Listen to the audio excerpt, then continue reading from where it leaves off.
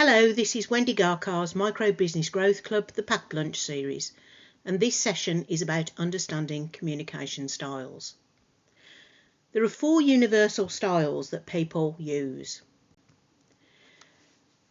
They use them to communicate, and it's a bit like having a default. Everybody has their own preference. But because we're master communicators, we can flex between these styles. But we will have a favourite, one that we automatically default to. If you're communicating with people, it really helps to understand what their default is. Simply because if you don't, you're going to use your own communication style when you're communicating with everyone. Now, if you're communicating with somebody who shares your style, that's not a problem and they'll get it. But if you're using your style with someone who has a different approach, then actually there needs to be a bit of translation that goes on between the two. So, if you want to get a more effective way of communicating with somebody, and if you want to influence them more, it really helps if you communicate using their preference rather than yours. The 4 types are visual, audio, kinesthetic, and digital.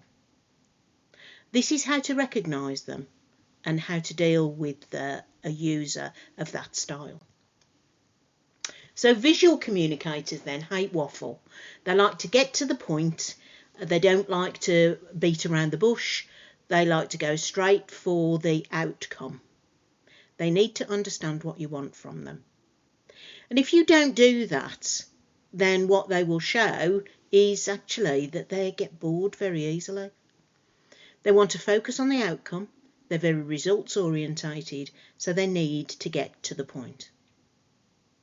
They can fill in the details for themselves and actually prefer to do that.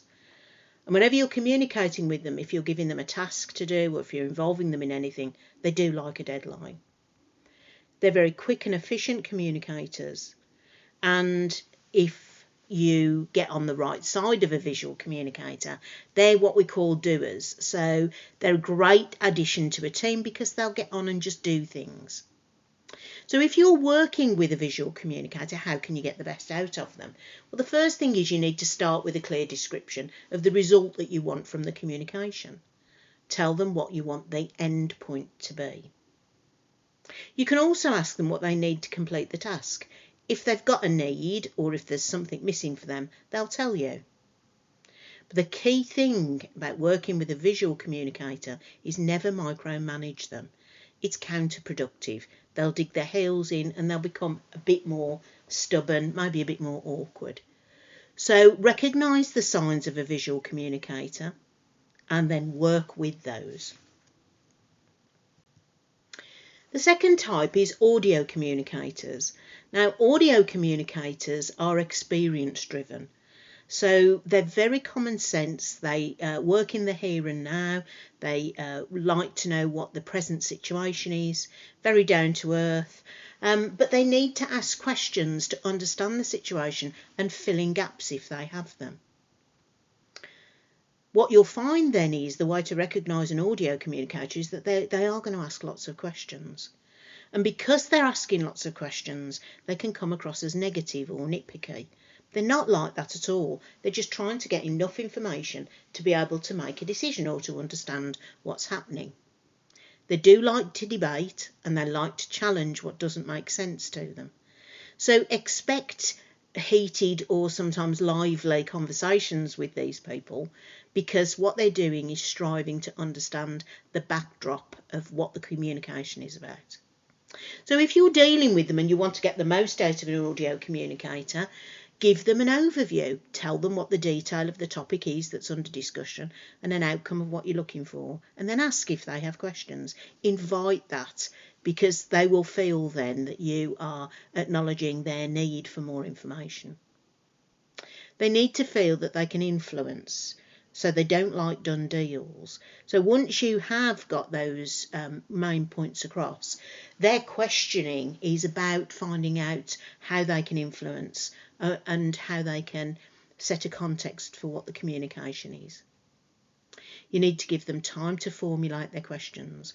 They won't like to be rushed necessarily.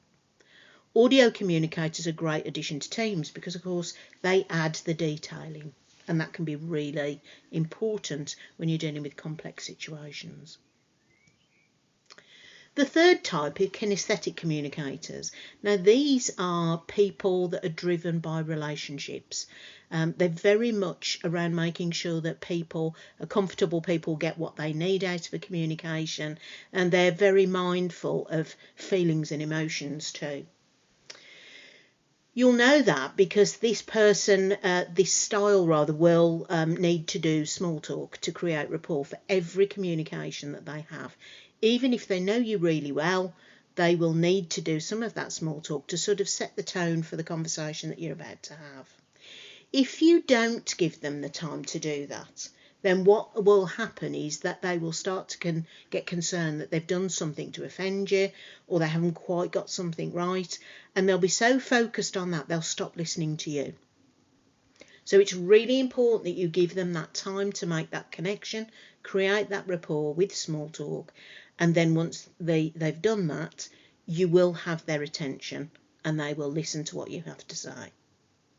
By and large, these styles are warm and enthusiastic people.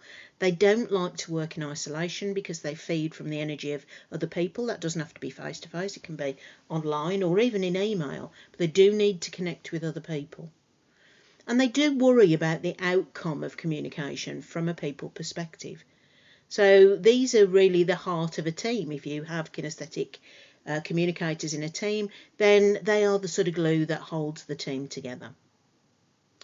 If you're working with a kinesthetic communicator, then you need to give them time to do small talk. Otherwise, they won't concentrate on the conversation. And you need to check out how they feel about an outcome too. Because if they don't feel good either on their own behalf or on the behalf of someone else, they will let you know that. The final communication style then is digital communicators. And digital communicators are the detail person.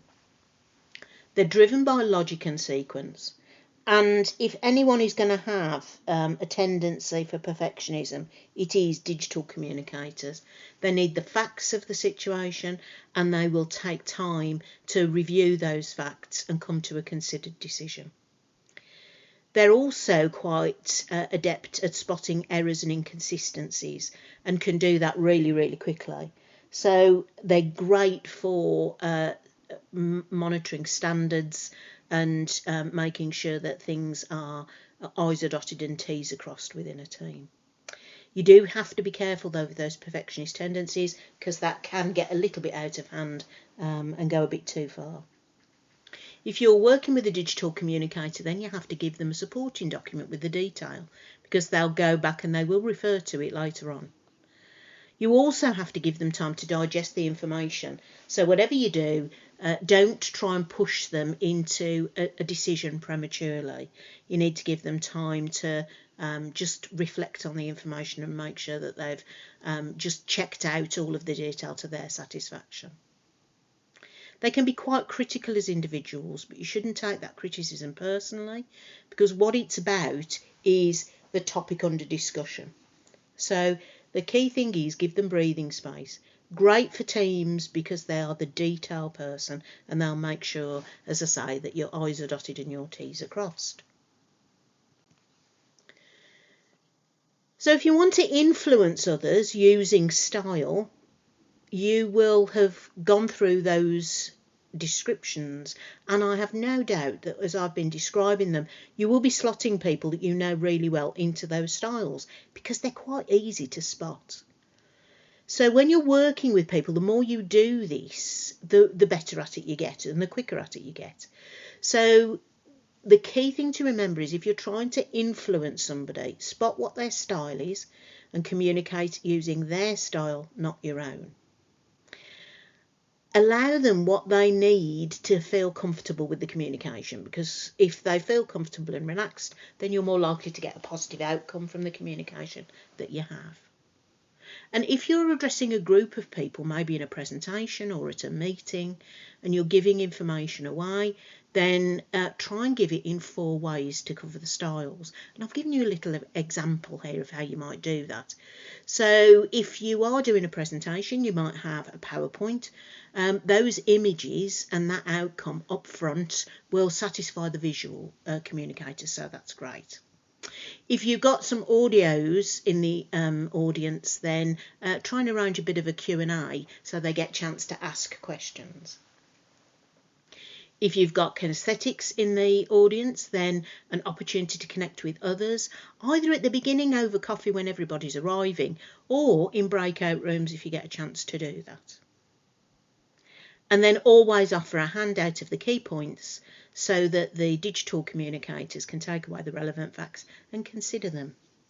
It's really not that difficult, but honestly, if you start to do this, you'll really notice a difference in the way your communication is received and actually how effective you can be at influencing other people. So in summary, these styles are universal. Everyone has a default preference. And if you're trying to influence, then use the other person's style, not your own. These styles can be influenced by the situation people find themselves in, and often in organisations, people adopt the style that the organisation prefers, but they will still have their own default. Practice identification and responses until this becomes second nature, and you'll really notice a difference.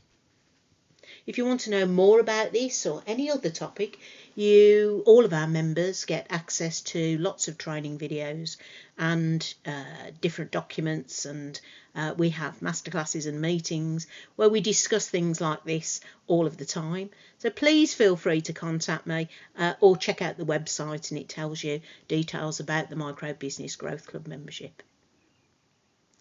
Use the styles to get better communication results. It won't disappoint. Thank you.